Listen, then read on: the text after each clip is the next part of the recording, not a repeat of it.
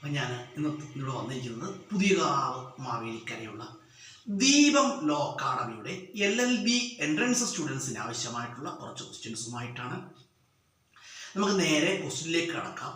നമ്മൾ ഇന്നത്തെ വീഡിയോയിൽ ഡിസ്കസ് ചെയ്തത് ആൻഡമാൻ നിക്കോബാർ ദ്വീപുകൾ, ലക്ഷദ്വീപ്, ഈ രണ്ട് കാര്യങ്ങളാണ് നമ്മൾ ഇന്നത്തെ വീഡിയോയിൽ ഡിസ്കസ് ചെയ്യുന്നത്. നമുക്ക് ആൻഡമാൻ നിക്കോബാർ ദ്വീപിലേക്ക് കടക്കാം. ഇന്ത്യയിലെ ഏറ്റവും വലിയ കേന്ദ്രഭരണ പ്രദേശം ഏതാണ്? ആൻഡമാൻ നിക്കോബാർ ദ്വീപുകളാണ്. Largest union territory of India. Answer എന്താണ്? Andaman Nicobar island. Largest union territory of India. Answer Andaman Nicobar island. അതുപോലെ പറയുകയാണെങ്കിൽ ആൻഡമാൻ നിക്കോബാർ ദ്വീപുകളെ കുറിച്ച് പറയുകയാണെങ്കിൽ ആൻഡമാൻ നിക്കോബാർ ദ്വീപുകൾ ഏത് ഹൈക്കോടതിയുടെ അധികാര പരിധിയിൽപ്പെടുന്നു? ആൻഡമാൻ നിക്കോബാർ ദ്വീപുകൾ ഏത് ഹൈക്കോടതിയുടെ അധികാര പരിധിയിൽപ്പെടുന്നു എന്ന് ചോദിച്ചാൽ ഏതാണ്? കൊൽക്കത്ത ഹൈക്കോടതി. Andaman Nicobar island is under control of Kolkata ഹൈക്കോടതി. കൊൽക്കത്ത ഹൈക്കോടതിയുടെ അധികാര പരിധിയിലാണ് എന്ത് വരുന്നത്? ആൻഡമാൻ നിക്കോബാർ ഐലൻഡ് വരുന്നത്. അപ്പൊ ആൻഡമാൻ നിക്കോബാർ ഐലൻഡിന്റെ ആസ്ഥാനം എവിടെയാണ്? പോർട്ട് ബ്ലെയർ ആണ്. ഏതാണ്? പോർട്ട് ബ്ലെയർ ആണ്. ആൻഡമാൻ നിക്കോബാർ തലസ്ഥാനം പോർട്ട് ബ്ലെയർ ആണ്. Port Blair, capital of Andaman Nicobar island. Answer port Blair. അതുപോലെ പറയുകയാണെങ്കിൽ ആൻഡമാൻ നിക്കോബാർ ദ്വീപിലെ ഭാഷ ഏതാണ്? ആൻഡമാൻ നിക്കോബാർ ദ്വീപിലെ ഭാഷ ഏതാണെന്ന് ചോദിച്ചാൽ ഏതാണ്? ബംഗാളിയാണ്. ഏതാണ്? ബംഗാളിയാണ്. Language of Andaman Nicobar island. Answer Bengali. Bengali ഭാഷയാണ്. അതുപോലെ ആൻഡമാൻ നിക്കോബാർ ദ്വീപിനെ കുറിച്ച് പറയുമ്പോൾ വളരെ പ്രധാനപ്പെട്ട ക്വസ്റ്റ്യനാണ്, സെല്ലുലാർ ജയിൽ എവിടെ സ്ഥിതി ചെയ്യുന്നു? Answer Andaman Nicobar island. Cellular jail located at Andaman Nicobar island. Cellular jail എവിടെയാണ്? ആൻഡമാൻ നിക്കോബാർ ദ്വീപുകളിലാണ്. അതുപോലെ തന്നെ cellular jail at Andaman Nicobar island. അതുപോലെ തന്നെ ഇന്ത്യയിലെ സജീവ അഗ്നിപർവ്വതമായ ബാരൻ ദ്വീപുകൾ എവിടെ സ്ഥിതി ചെയ്യുന്നു? ആൻഡമാൻ നിക്കോബാർ ഐലൻഡ്. ഇന്ത്യയിലെ സജീവ അഗ്നിപർവ്വതമായ ബാരൻ ദ്വീപുകൾ സ്ഥിതി ചെയ്യുന്നത് എവിടെയാണ്? ആൻഡമാൻ നിക്കോബാർ ദ്വീപുകളിലാണ്. ബാരൻ ദ്വീപ് active volcano of India. Answer Barren island. Barren island is Barren island located at Andaman Nicobar island. Andaman Nicobar ദ്വീപുകളിലാണ് ബാരൻ ദ്വീപുകൾ സ്ഥിതി ചെയ്യുന്നത്. അതുപോലെ ആൻഡമാൻ നിക്കോബാർ ദ്വീപിനെ കുറിച്ച് പറയുമ്പോൾ വളരെ പ്രധാനപ്പെട്ട ക്വസ്റ്റ്യൻ ആണ്, മഹാത്മാഗാന്ധി മറൈൻ നാഷണൽ പാർക്ക് എവിടെ സ്ഥിതി ചെയ്യുന്നു? മഹാത്മാഗാന്ധി മറൈൻ നാഷണൽ പാർക്ക് സ്ഥിതി ചെയ്യുന്നത് എവിടെയാണ്? Andaman Nicobar island. Mahatma Gandhi marine national park located at Andaman Nicobar island. അതുപോലെ തന്നെ വളരെ പ്രധാനപ്പെട്ട ക്വസ്റ്റ്യൻ ആണ്, വീർ സവർക്കർ വിമാനത്താവളം എവിടെ സ്ഥിതി ചെയ്യുന്നു? വീർ സവർക്കർ വിമാനത്താവളം സ്ഥിതി ചെയ്യുന്നത് എവിടെയാണ്? Andaman Nicobar island. Veer Savarkar airport at Andaman Nicobar island. Veer Savarkar വിമാനത്താവളം എവിടെയാണ്? ആൻഡമാൻ നിക്കോബാർ ദ്വീപുകളിലാണ്. കേട്ടോ, ആൻഡമാൻ നിക്കോബാർ ദ്വീപുകളിലാണ് വീർ സവർക്കർ വിമാനത്താവളം സ്ഥിതി ചെയ്യുന്നത്. അതുപോലെ തന്നെ നമ്മൾ ആൻഡമാൻ നിക്കോബാർ ദ്വീപിനെ കുറിച്ച് പറഞ്ഞു. ഇനി നമ്മൾ പറയുന്നത് ലക്ഷദ്വീപിനെ കുറിച്ചാണ്. പെട്ടെന്ന് ഒരു ക്വസ്റ്റ്യൻ വന്നു. ആൻഡമാൻ നിക്കോബാർ ദ്വീപിൽ മറ്റൊരു പ്രത്യേകതയുണ്ട്, ഇന്ത്യയിൽ ഏറ്റവും കൂടുതൽ വനമുള്ള കേന്ദ്രഭരണ പ്രദേശം. Which union territory including largest forest area. Answer എന്താണ്? ആൻഡമാൻ നിക്കോബാർ ഐലൻഡ് ആണ്. Andaman Nicobar island has the largest forest cover. ഇന്ത്യയിൽ ഏറ്റവും കൂടുതൽ വനമുള്ള കേന്ദ്രഭരണ പ്രദേശം ഏതാണ്? ആൻഡമാൻ നിക്കോബാർ ഐലൻഡ് ആണ്. ഇനി നമ്മൾ ലക്ഷദ്വീപിനെ കുറിച്ച് പറയുകയാണ്. ലക്ഷദ്വീപ് എന്ന് പറയുമ്പോൾ നമുക്കറിയാം, ഇന്ത്യയിലെ ഏറ്റവും ചെറിയ കേന്ദ്രഭരണ പ്രദേശം ഏതാണ്? ലക്ഷദ്വീപുകൾ. Smallest union territory of India. Answer Lakshadweep. അപ്പൊ ലക്ഷദ്വീപ് എത്ര ദ്വീപുകൾ ചേർന്നതാണ് ലക്ഷദ്വീപ്? 36 ദ്വീപ് ചേർന്നതാണ് Lakshadweep. Lakshadweep consist of 36 islands. 36 ദ്വീപുകൾ ചേർന്നാണ് ലക്ഷദ്വീപ്. അതുപോലെ ലക്ഷദ്വീപിനെ കുറിച്ച് പറയുകയാണെങ്കിൽ ലക്ഷദ്വീപിന്റെ ആസ്ഥാനം ഏതാണ്? കവരത്തിയാണ്. കവരത്തിയാണ്. ലക്ഷദ്വീപിന്റെ ഭാഷ ഏതാണ്? ലക്ഷദ്വീപിലെ മലയാളം. അതുപോലെ മലയാളവും മഹൽ, രണ്ട് ഭാഷകൾ എവിടെ സംസാരിക്കുന്നുണ്ട്? ലക്ഷദ്വീപിൽ സംസാരിക്കുന്നുണ്ട്. Main language Malayalam and Mahal. അതുപോലെ അവിടെ പ്രധാനപ്പെട്ട തൊഴിൽ ഏതാണ്? ഫിഷിങ് കേട്ടോ. അത് മത്സ്യബന്ധനമാണ്. അതുപോലെ ലക്ഷദ്വീപിനെ കുറിച്ച് പറയുകയാണെങ്കിൽ അഗതി വിമാനത്താവളം എവിടെ സ്ഥിതി ചെയ്യുന്നു? അഗതി വിമാനത്താവളം സ്ഥിതി ചെയ്യുന്നത് എവിടെയാണ്? ലക്ഷദ്വീപിലാണ്. അഗതി എയർപോർട്ട് ലൊക്കേറ്റഡ് അറ്റ് ലക്ഷദ്വീപ്. ലക്ഷദ്വീപിലാണ് അഗതി വിമാനത്താവളം സ്ഥിതി ചെയ്യുന്നത്. അതുപോലെ തന്നെ 1964 വരെ ലക്ഷദ്വീപിൻ്റെ ആസ്ഥാനം എവിടെയായിരുന്നു? കോഴിക്കോടായിരുന്നു. അതായത് കോഴിക്കോടായിരുന്നു. ലക്ഷദ്വീപ് ഏത് ഹൈക്കോടതിയുടെ അധികാരപരിധിയിൽപ്പെടുന്നു? ലക്ഷദ്വീപ് ഏത് ഹൈക്കോടതിയുടെ അധികാരപരിധിയിൽപ്പെടുന്നു? ലക്ഷദ്വീപ് കേരള ഹൈക്കോടതിയുടെ അധികാര പരിധിയിൽപ്പെടുന്നു. നമ്മൾ ലക്ഷദ്വീപിനെ കുറിച്ചും ആൻഡമാൻ നിക്കോബാർ ദ്വീപിനെ കുറിച്ചും പറഞ്ഞു. ഇനി നമ്മൾ വേറെ കുറച്ച് കാര്യങ്ങൾ പറയുകയാണ്, നമ്മുടെ ജീവിതത്തിൽ അറിഞ്ഞിരിക്കേണ്ട കുറച്ച് കാര്യങ്ങൾ. ഇപ്പം നമുക്ക് മനസ്സ്, അപ്പം ഞാൻ നേരത്തെ ഒരുപാട് വീഡിയോകളിൽ ഞാൻ പറഞ്ഞിട്ടുണ്ട്, നേരത്തെ പറഞ്ഞതാണ്, എങ്കിലും ഒന്നുകൂടി ഓർമ്മിപ്പിക്കുകയാണ്. മനസ്സ് ലോകത്തെ ഏറ്റവും വേഗതയേറിയത് എന്തിനാണെന്ന് ചോദിച്ചാൽ എന്തിനാണ്? അത് മനുഷ്യൻ്റെ മനസ്സിനാണ്. ലോകത്തെ ഏറ്റവും വേഗതയേറിയത് എന്താണ്? മനുഷ്യ മനസ്സാണ്. കേട്ടോ, മനുഷ്യ മനസ്സിനോളം വേഗതയുള്ള മറ്റൊരു യന്ത്രം ഈ ഭൂമിയിൽ ഇല്ല. കേട്ടോ, അപ്പോഴും നമ്മൾ മനസ്സിലാക്കണം. മനുഷ്യ മനസ്സിൻ്റെ വേഗത നമുക്ക് കൗണ്ട് ചെയ്യാൻ കഴിയാത്തതാണ്.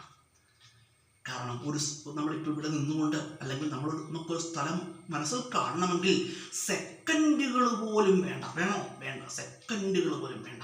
അതുപോലെ നമുക്കൊരു വ്യക്തിയെ മനസ്സിൽ കാണണമെങ്കിൽ നമുക്ക് സെക്കൻഡുകൾ പോലും വേണ്ട എന്നാണ്. പക്ഷേ ഞാൻ എല്ലാ വിദ്യാർത്ഥി പറഞ്ഞതുപോലെ നമുക്കൊരു വ്യക്തിയെ മനസ്സിൽ കാണണമെങ്കിൽ നമ്മൾ എന്തായിരിക്കണം? ആ വ്യക്തിയെ ഒരു തവണയെങ്കിലും നമ്മൾ നേരിട്ടോ അല്ലെങ്കിൽ ഫോട്ടോയിലൂടെയോ അല്ലെങ്കിൽ മറ്റ് സോഷ്യൽ മീഡിയകളിലോ അല്ലെങ്കിൽ ടി വിയിലോ ഒക്കെ കണ്ട ഒരാളിനെ അല്ലെങ്കിൽ കണ്ട ഒരു സ്ഥലത്തെ മാത്രമേ നമുക്ക് എന്ത് ചെയ്യാൻ കഴിയുള്ളൂ? ആ മനസ്സിൽ കാണുവാനായിട്ട് കഴിയുകയുള്ളൂ. ലോകത്തെ ഏറ്റവും വലിയൊരു മായാപ്രപഞ്ചം എന്താണെന്ന് ചോദിച്ചാൽ എന്താണ്? ലോകത്തിലെ ഏറ്റവും വലിയ മായാപ്രപഞ്ചം എന്താണ്? ലോകത്തിലെ ഏറ്റവും വലിയ മായാപ്രപഞ്ചം മനുഷ്യൻ്റെ മനസ്സാണ്. കേട്ടോ, അതുപോലെ ഏറ്റവും കരുത്തുള്ള ഒരു ആയുധം എന്താണ്? ലോകത്തെ ഏറ്റവും കരുത്തുള്ള ആയുധം എന്താണ്? മനുഷ്യൻ്റെ മനസ്സാണ്. മനുഷ്യൻ്റെ മനസ്സാണ്. നമ്മൾ ഒരു ലക്ഷ്യമിട്ട് മനസ്സിൽ ഒരു ലക്ഷ്യമിട്ട് ഇറങ്ങിത്തിരിച്ചാൽ നടക്കാത്തതായിട്ട് ഈ ഭൂമിയിൽ ഒന്നും തന്നെ ഇല്ലെന്നാണ്. അപ്പോൾ എപ്പോഴും നമ്മൾ മനസ്സിലാക്കണം. പക്ഷേ ഒരു കാര്യം കൂടെ ഞാൻ നമ്മുടെ പ്രിയ ഫ്രണ്ട്സിനോട് പറയുകയാണ്, നമ്മളെപ്പോഴും ആ നല്ല ലക്ഷ്യങ്ങൾ മുന്നിൽ കണ്ടു മാത്രമേ ഇറങ്ങിത്തിരിക്കാൻ പാടുള്ളൂ. കേട്ടോ, അത് വേറെ കാര്യം. മനുഷ്യ മനസ്സിൻ്റെ ശക്തി എന്ന് പറഞ്ഞാൽ എന്താണ്? അത് വളരെ വലുതാണ്. അത് കുതിരശക്തിയെക്കാളും മേലെയാണെന്നാണ്. കേട്ടോ, മനുഷ്യ മനസ്സ് കുതിരശക്തിയെക്കാളും മേലെയാണ്. മനുഷ്യ മനസ്സെന്ന് പറയുന്നത് എന്താണ്? മനുഷ്യ മനസ്സെന്ന് പറഞ്ഞാൽ ആകാശത്തോളം വിശാലമാണെന്നാണ്. ആകാശത്തോളം പരന്നതാണ് മനുഷ്യൻ്റെ മനസ്സ്. അതുപോലെ കടലോളം ആഴം എന്തിനുണ്ട്? മനുഷ്യൻ്റെ മനസ്സിനുണ്ട്. മനുഷ്യൻ്റെ മനസ്സിനെ ഐഡൻറ്റിഫൈ ചെയ്യുക എന്നത് എന്താണ്? വളരെ പ്രയാസമാണ്, വളരെ കോംപ്ലിക്കേറ്റഡ് ആണ്, അല്ലെങ്കിൽ ഇമ്പോസിബിൾ ആണെന്ന് വേണമെങ്കിൽ നമുക്ക് പറയാം. കേട്ടോ, മനുഷ്യ മനസ്സിനെയൊക്കെ ഐഡൻറ്റിഫൈ ചെയ്യുക എന്ന് പറഞ്ഞാൽ വളരെ പ്രയാസമാണ്. ഒരാളുടെ മനസ്സിനെ ഐഡൻറ്റിഫൈ ചെയ്യണമെങ്കിൽ ചിലപ്പോൾ ഒരു ജന്മം കൊണ്ട് പോലും കഴിഞ്ഞു എന്ന് വരില്ല. കേട്ടോ, ഒരു ജന്മം കൊണ്ട് പോലും കഴിഞ്ഞു എന്ന് വരില്ല. അപ്പം ഏറ്റവും വലിയ നന്മ എന്താണെന്ന് വെച്ചാൽ, ഏറ്റവും വലിയ നന്മ എന്താണ്? മനുഷ്യ മനസ്സിൻ്റെ വിശാലതയാണ് ഏറ്റവും വലിയ നന്മ. കേട്ടോ, വിശാല മനസ്കനായ ഒരു വ്യക്തി എന്താണ്? വിശാല മനസ്സുള്ളൊരു വ്യക്തി എന്താണ്? ആ നന്മയുള്ളവനാണെന്നാണ്. കേട്ടോ, നമുക്ക് വിശാലമായിട്ട് ചിന്തിക്കാൻ കഴിയണം. അതുപോലെ നമ്മുടെ മനസ്സിൽ എന്താ പാടില്ല? മനസ്സിൽ നല്ല ചിന്തകൾ നമ്മൾ എന്ത് ചെയ്യുക? മനസ്സിൽ നട്ടു വളർത്തുക. കേട്ടോ, നല്ല ചിന്തകൾ നമ്മൾ എന്ത് ചെയ്യുക? മനസ്സിൽ ഉണ്ടാക്കുക, അല്ലെങ്കിൽ ക്രിയേറ്റ് ചെയ്യുക, അല്ലെങ്കിൽ നല്ല ചിന്തകൾ നമ്മൾ ഡെവലപ്പ് ചെയ്തെടുക്കുക. കേട്ടോ, അതുപോലെ നമ്മൾ എപ്പോഴും മനസ്സിലാക്കേണ്ട ഒരു കാര്യം, മനസ്സിനെ എന്ത് നൽകരുത്? ടെൻഷൻസ് നൽകരുതെന്നാണ്. അമിതമായ ടെൻഷൻസ് നമ്മൾ എന്ത് ചെയ്യുന്നു? അമിതമായ ടെൻഷൻസ് മാനസിക ആരോഗ്യത്തെ തകർത്തു കളയുന്നു എന്നാണ്. അതിൽ യാതൊരു സംശയവുമില്ല. കേട്ടോ, അമിതമായ ടെൻഷൻസ് എന്ത് ചെയ്യുന്നു? മനുഷ്യൻ്റെ മനസ്സിനെ എന്ത് ചെയ്യുന്നു? തകർത്തെന്ന് കളയുന്നു എന്നാണ്. കേട്ടോ, മനസ്സമാധാനം തകർക്കുന്നു, അയാളുടെ മാനസിക ആരോഗ്യം തകർക്കുന്നു. അയാളുടെ ശാരീരികമായ മാനസികാരോഗ്യം തകരുമ്പോൾ എന്ത് ചെയ്യും? ഓട്ടോമാറ്റിക്കായിട്ട് എന്ത് സംഭവിക്കും? ശാരീരികമായ ആരോഗ്യം എന്ത് ചെയ്യും? തകർന്നു പോകുന്നതാണ്. മനുഷ്യ മനസ്സിന് മനസ്സ് എപ്പോഴും നല്ല കരുത്താർജിച്ചതായിരിക്കണം മനുഷ്യൻ്റെ മനസ്സ്. നല്ലത് ചിന്തിക്കാനും പ്രവർത്തിക്കാനും ഉള്ളൊരു മനസ്സ് നമുക്ക് എപ്പോഴും ഉണ്ടായിരിക്കണം. കേട്ടോ, ഒരിക്കലും നമ്മുടെ മനസ്സ് തിന്മയിലേക്ക് പോകാൻ ഒരിക്കലും നമ്മൾ അനുവദിക്കരുത് കേട്ടോ. മനസ്സ് തിന്മയുടെ പാതയിലേക്ക് മാറിക്കഴിഞ്ഞാൽ എന്ത് ചെയ്യും? ജീവിതം താളം തെറ്റിപ്പോകുന്നതാണ്. അതുകൊണ്ട് അതിനനുവദിക്കരുത്. മനസ്സിനെ നന്മയുടെ പാതയിലൂടെ മൂവ് ചെയ്യാൻ കേട്ടോ നമ്മൾ പരമാവധി ശ്രമിക്കുക കേട്ടോ. ഞാൻ പറഞ്ഞല്ലോ, ലോകത്തിലെ ഏറ്റവും വലിയ മാന്ത്രിക കൂടാണെന്ത്? മനസ്സ് കേട്ടോ. മനസ്സിൻ്റെ വ്യാപ്തി, മനസ്സിൻ്റെ ഒരു മനുഷ്യൻ്റെ മനസ്സിൽ എന്തൊക്കെയുണ്ട് എന്ന് കണ്ടുപിടിക്കാൻ ഇന്ന് വൈദ്യശാസ്ത്രം പോലും ഇന്ന് അത്ര കണ്ട് പര്യാപ്തമായിട്ടില്ല കേട്ടോ. കുറച്ച് കാര്യങ്ങളൊക്കെ ഹിപ്നോട്ടിസം ചെയ്തൊക്കെ അറിയാൻ കഴിയുമെങ്കിലും അയാളുടെ മനസ്സിൽ പൂർണ്ണമായിട്ട് എന്താണ് എന്ന് ഐഡൻറ്റിഫൈ ചെയ്യാൻ ഒരു ശാസ്ത്രത്തിനും കഴിയില്ലെന്നാണ് കേട്ടോ.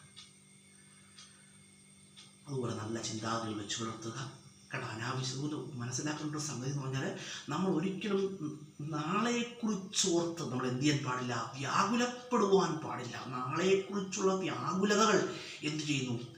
മാനസികാരോഗ്യത്തെ തകർത്ത് കളയുന്നതാണ് കേട്ടോ. വരുന്നത് വരട്ടെ കേട്ടോ എന്ന് കരുതി നമ്മളൊന്ന് സമാധാനിക്കണം കേട്ടോ.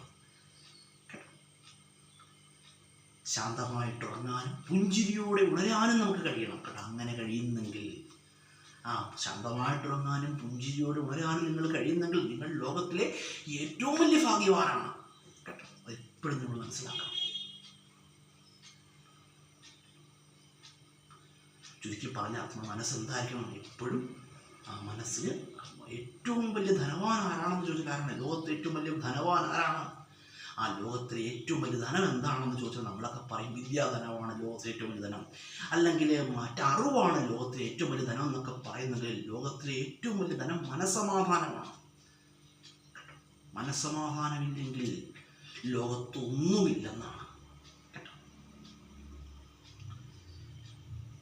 നമ്മൾ ജീവിതത്തിൽ മനസ്സിലാക്കണം. നല്ലത് ചിന്തിക്കാനും പ്രവർത്തിക്കാനും ഒക്കെ നമുക്ക് കഴിഞ്ഞു കഴിഞ്ഞാൽ എന്ത് ചെയ്യും? ഒരുപാട് ടെൻഷൻസ് ഒന്നും നമ്മെ ബാധിക്കുകയില്ലെന്നാണ് കേട്ടോ. വേറൊരാളെ ദ്രോഹം ഉണ്ടാക്കുന്ന ചിന്തകൾ നമ്മുടെ മനസ്സിലില്ല എങ്കിൽ ഒരു പരിധിവരെയൊക്കെ നമ്മുടെ മനസ്സെന്താണ്? പ്രൊട്ടക്റ്റഡ് ആണെന്നാണ്.